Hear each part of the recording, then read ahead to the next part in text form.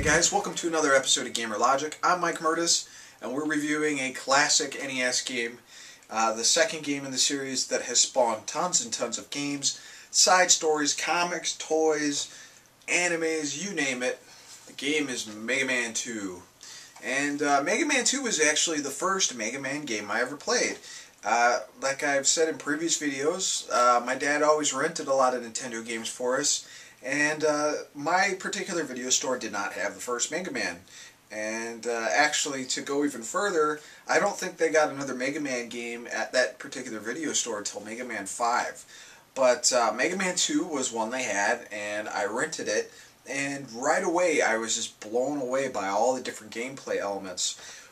What grabs you the most about Mega Man 2 is the way they introduce it.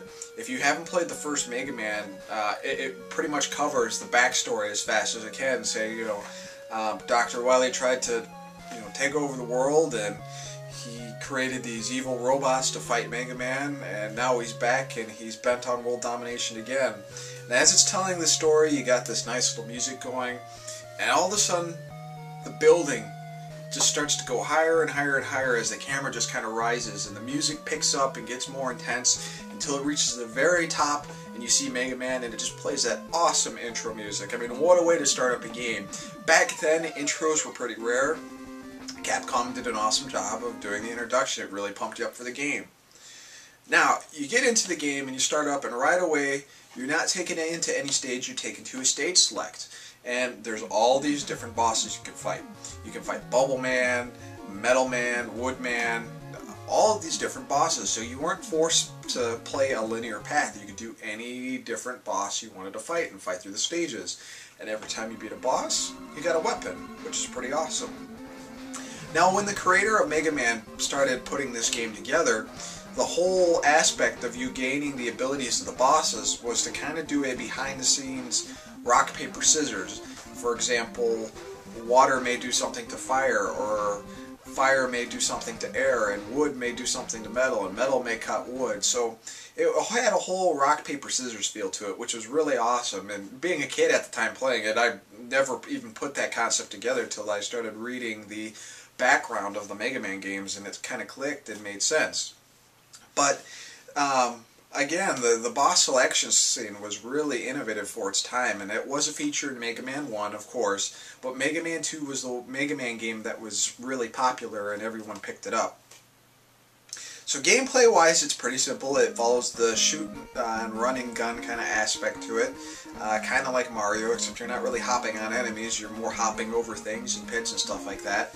And you shoot your gun and you destroy things, and you get to the end of the stage and you meet the particular boss, you beat him, gain the weapon, and keep going on and on and on until eventually you beat all the bosses and you get to Dr. Wily's castle. Get to the end of that, and of course you beat the game eventually. But the gameplay was pretty cut and dry, straightforward, but it had a lot of variety to the stages. Each boss had his own particular theme that fit with his character, which was really cool. Control is great for these games.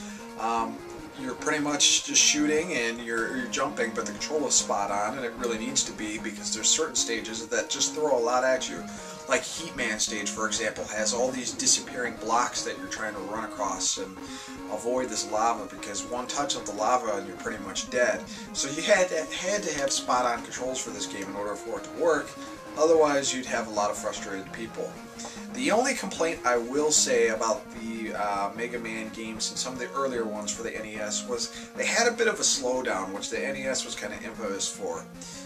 Especially like shoot-'em-up games and certain running-gun games. There's a lot of characters on screen, the game would just slow down, and this does have that for whatever reason. So, kind of interesting there. Another thing is the sound effects. Sound effects are great and really put you in the mood for the game. And then there's the music. Mega Man 2 has some of the most memorable music to me in a game, at least. I've actually done a couple cover songs in my spare time when I'm just messing around with themes of certain themes. I mean, Bubble Man's theme is cool, Wood Man's is cool, Metal Man, all of those themes are really cool. Dr. Wily, the first stage of his castle, just awesome. So the music in the Mega Man games have always been awesome, but 2 has always been my favorite. The game also had a password system that you could use to keep going, which was fairly simple to use, not a lot of characters, but more of like a dot system that's used to bring back your progress, and overall it was just a very exciting game to play. Now I will note that the footage that you're seeing that I've captured is actually from the PlayStation Mega Man Anniversary Collection. The reason why I decided to capture that footage instead of direct from the NES was I was trying to capture the footage being higher quality because I had it through component cables. So if you notice it's saying PlayStation and some strange stuff, that's because of that. Again, just trying to test out the new capture card and see if it gets any better signal result than it would if I was plugging it through an NES. But to focus on the review here, if I had to give this game a star rating, I rented this game so many times until eventually we were able to pick up a copy. I loved it to death. My little brother loved it. I have to give this game a 5 out of 5. It really is what ignited the flame of Mega Man and made so many sequels and so many other great Mega Man games come out. So, this has been another episode of Gamer Logic. Be sure to comment, subscribe, rate, and share the video with other people. I'm Mike Murtis. Take it easy.